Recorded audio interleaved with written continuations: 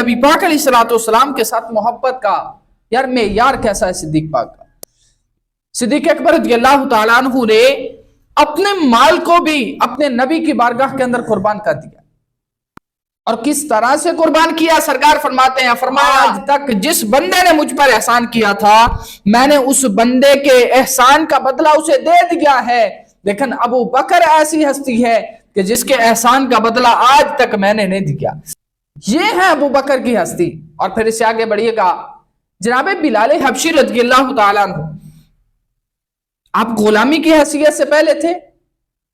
جب غلامی کے بعد آپ کو آزاد پتہ کس نے کروایا تھا؟ سیدنا صدیق اکبر رضی اللہ تعالیٰ عنہ نے۔ سیدنا صدیق اکبر رضی اللہ تعالیٰ عنہ نے 5 اوقیے دے کر سیدنا صدیق اکبر رضی اللہ تعالیٰ عنہ نے بلال پاک کو آزاد کروایا، اور امیہ بن خلف جو سیدنا بلال پاک رضی اللہ تعالیٰ عنہ کا آقا تھا، جو آپ پر ظلم و ستم کیا کرتا تھا، آپ کو گرم ریت پہ لٹا کے اوپر پتھر رکھا کرتا تھا،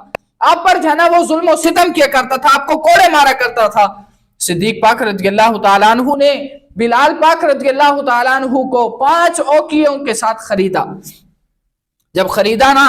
تو یہ 5 اوقیے، یہ سیاہ رنگ کا غلام ہے، کہا اس سیاہ رنگ کے غلام کے لیے 5 اوقیے کو دینا کون سی عقل مندی والی بات ہے؟ تو صدیق اکبر رضی اللہ تعالیٰ عنہ نے 5 اوقیے دے کر کہا تھا، کہا اے امیہ بن خلف، تو نے مجھ سے صرف 5 اوقیے طلب کیے بلال حبشی کے لیے، تو کہا سن لے، اگر تو نے آج 5 اوقیوں کی بجائے کہا تو نے اگر مجھ سے 100 اوقیے بھی طلب کیے ہوتے تو کہا یہ صدیق آج تجھے 100 اوقیے دے کر بلال کو خرید کے لے جاتا۔ تو آگے سے امیہ بن خلف نے تانا دیا، کہا میں نے تو سوچا تھا، میں نے تجھے گمان کیا تھا صدیق اکبر مکے کے بڑے تاجروں میں سے ہے، صدیق اکبر جو ہے نا وہ تجارت کے اندر ماہر بندہ ہے، کہا میں نے یہ گمان کیا تھا کہ ابو بکر اگر کوئی فیصلہ کرے گا خرید و فروخت کا بھی تو کہا ابو بکر اپنی عقل اور اپنی مہارت کو سامنے رکھ کے فیصلہ کرے گا، لیکن آج تو نے یہ کیسا کام کیا؟ سیاہ رنگ کے غلام کے لیے 5 اوقیے دے دیے۔ تو جب یہ تانا دیا نا امیہ بن خلف نے تو آگے سے صدیق اکبر رضی اللہ تعالیٰ عنہ فرمانے لگے، فرمایا اے امیہ بن خلف، کہا تو مجھے 5 اوقیے کے لیے تو مجھے تانا دے رہا ہے کہ تو نے 5 اوقیے دے کر بلال حبشی کو خرید دیا ہے، کہا یاد رکھنا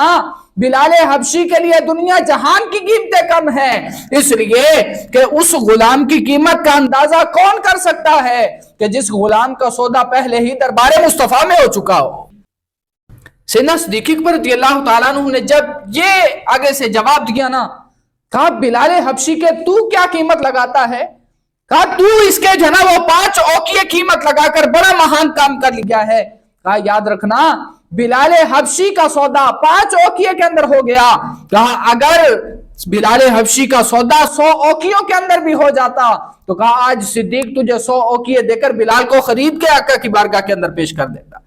اور پھر کسی نے کہا تھا بے دام ہی بک جائیے بازار نبی میں، اس دام کے سودوں میں خسارے نہیں ہوتے، اس دام کے سودوں میں خسارے نہیں ہوتے۔ اور پھر کسی نے کہا تھا، کہا جب تک بکے نہ تھے کوئی پوچھتا نہ تھا، جب تک بکے نہ تھے کوئی پوچھتا نہ تھا، آقا تو نے خرید کر ہمیں انمول کر دیا۔ یار اگر آج ہماری قدر و قیمت ہے، آج اگر ہمیں کوئی عزت کے ساتھ بلاتا ہے، آج اگر ہمیں کوئی جنا احترام کے ساتھ ملتا ہے، اس کا مطلب کیا ہے؟ کیا ہمارے اندر اتنے اوصاف ہیں، ہمارے اندر جنا وہ اتنی خوبیاں ہیں؟ نہیں ہے یار۔ صرف کس وجہ سے ملتے ہیں؟